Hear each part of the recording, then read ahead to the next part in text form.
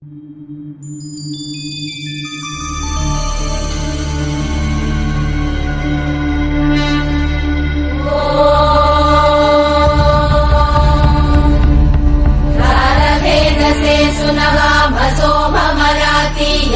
निदहाति वेदः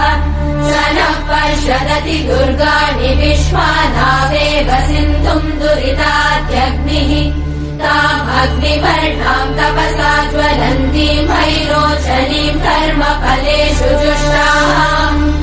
दुर्गाम् देवीगुम् शरणमहम् प्रपद्ये सुतरसि तरसे नमः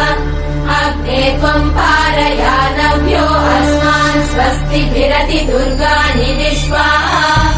पूष्य पृथ्वी बहुलान्न पूर्वी भवातोकायतनयाय शम्योः